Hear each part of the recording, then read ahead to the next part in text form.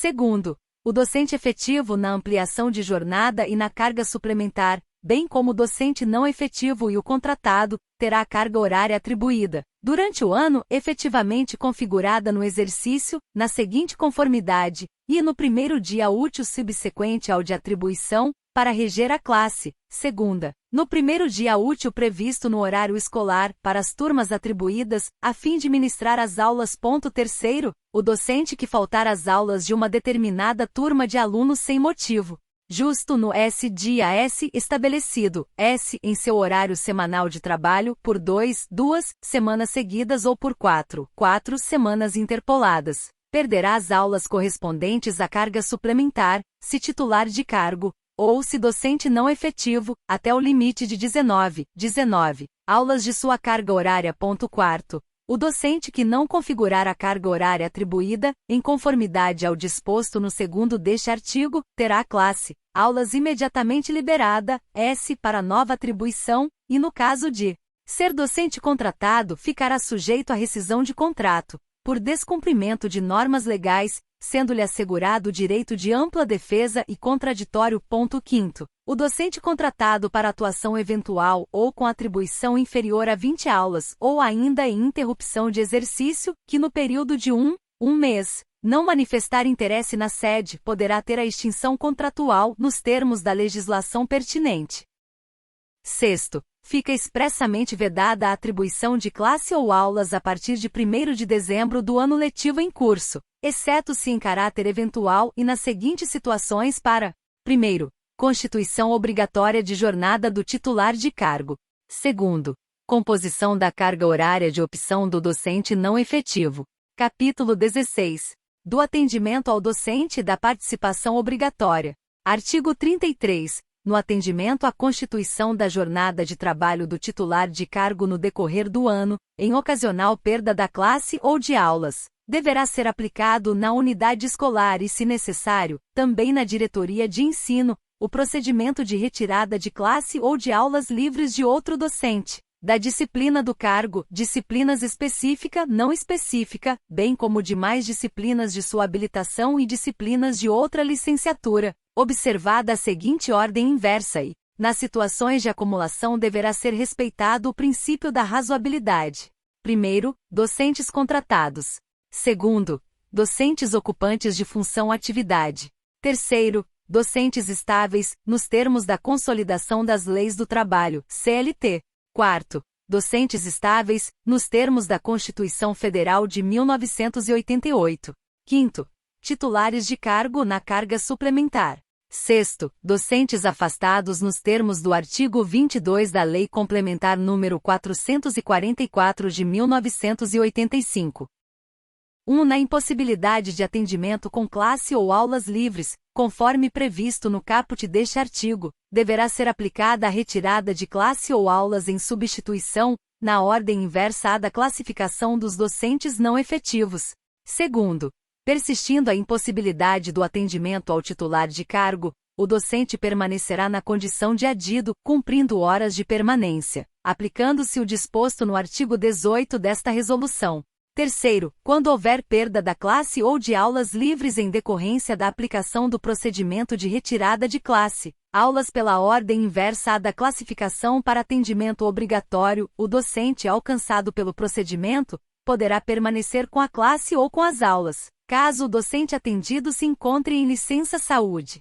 Quarto, durante o ano letivo, sempre que houver necessidade de atendimento a docentes não efetivos, aplicar-se-á o procedimento de retirada de classe ou de aulas, dos docentes contratados, para composição ou constituição da carga horária de opção, na própria unidade escolar e também na diretoria de ensino, se necessário.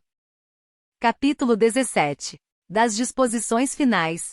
Artigo 34. Os recursos referentes ao processo de atribuição de classes e aulas não terão efeito suspensivo nem retroativo e deverão ser interpostos no prazo de 2 dias úteis após a ocorrência do fato motivador, dispondo a autoridade recorrida de igual prazo para a decisão. Artigo 35. A acumulação remunerada de 2 cargos docentes ou de 2 funções docentes, ou ainda, de um cargo de suporte pedagógico com um cargo ou função docente, poderá ser exercida desde que Primeiro, o somatório das cargas horárias dos cargos, funções não exceda o limite de 65 horas, quando ambos integrarem quadro funcional desta Secretaria da Educação. Segundo, haja compatibilidade de horários consideradas no cargo função docente. Primeiro, é expressamente vedado o exercício em regime de acumulação remunerada de 2 contratos de trabalho docente. Segundo, poderá ser celebrado contrato de trabalho docente em regime de acumulação com cargo ou função atividade docente, bem como com cargo das classes de suporte pedagógico, conforme dispõe o inciso 16 do artigo 37 da Constituição Federal de 1988. Terceiro, a acumulação do exercício de cargo, função docente ou contratação docente com o exercício de cargo ou função docente em situação de designação como coordenador de gestão pedagógica somente será possível, quando se tratar de unidades escolares distintas. Quarto, aplica-se o disposto no terceiro deste artigo nas situações de designação de coordenador de organização escolar. Quinto, a acumulação do exercício de cargo, função docente ou contratação docente com o exercício de cargo das classes de suporte pedagógico somente será possível quando as unidades escolares ou os setores de trabalho forem distintos. Sexto, a contratação do candidato em regime de acumulação com o exercício da docência somente será possível após atribuição, no exercício referente à docência, de carga horária correspondente a 25 horas semanais.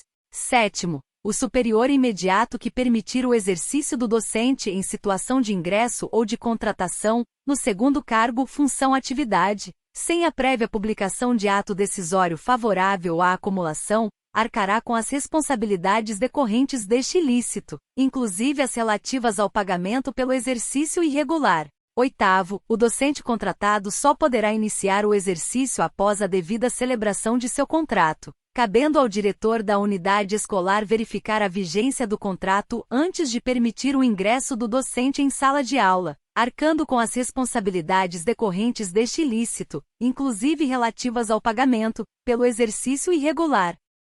Artigo 36. Compete ao diretor da unidade autorizar o exercício, bem como providenciar a contratação do candidato a quem se tem atribuído classe ou aulas em sua unidade escolar, desde que o profissional apresente: primeiro, atestado admissional expedido por médico do trabalho devidamente registrado, para fins de comprovação de boa saúde física e mental, declarando-o apto ao exercício da docência. Segundo, declaração de próprio punho de que estará ou não em regime de acumulação de cargos-funções, sendo que, em caso positivo, deverá ser previamente publicado o ato decisório de acumulação legal, se assim caracterizada. Terceiro, declaração de próprio punho de que possui ou não antecedentes de processo administrativo disciplinar no qual tenha sofrido penalidades. Quarta, documentos pessoais comprovando a ser brasileiro nato ou naturalizado.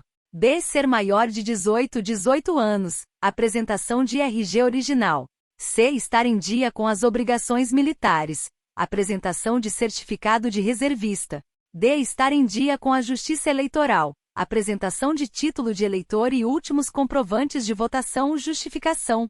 E estar cadastrado como pessoa física, apresentação de CPF.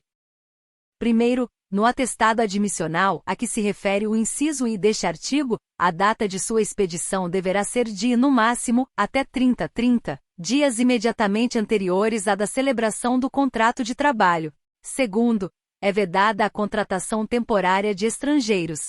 Terceiro, é vedada a permanência no serviço público de docente contratado com idade igual ou superior a 75 anos, em observância à Lei Complementar Federal nº 152 de 2015.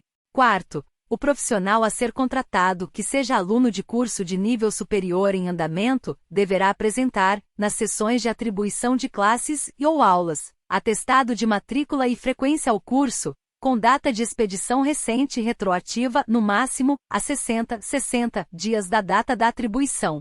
Artigo 37. Os docentes contratados com aulas atribuídas nos termos dos 3º e 4º do artigo 10 da Resolução C. 72, de 13 de outubro de 2020 alterada pela SEDUC 49, de 10 de junho de 2022 poderão: primeiro, permanecer designados no Programa Ensino Integral, PEI, caso obtenha resultado satisfatório no processo de avaliação de desempenho.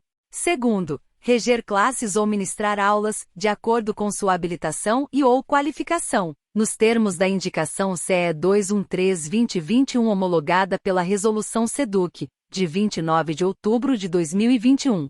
Terceiro, atuar como docente ministrando classes ou aulas a título eventual. Artigo 38. A Coordenadoria de Gestão de Recursos Humanos, CGRH, poderá expedir normas complementares que se fizerem necessárias ao cumprimento do que dispõe na presente resolução, especial quanto ao detalhamento da atribuição dos projetos e programas da pasta. Artigo 39. Esta resolução entra em vigor na data de sua publicação, ficando revogadas as disposições em contrário, em especial as resoluções C. 72, de 13 de outubro de 2020 SEDUC, 49, de 10 de junho de 2022.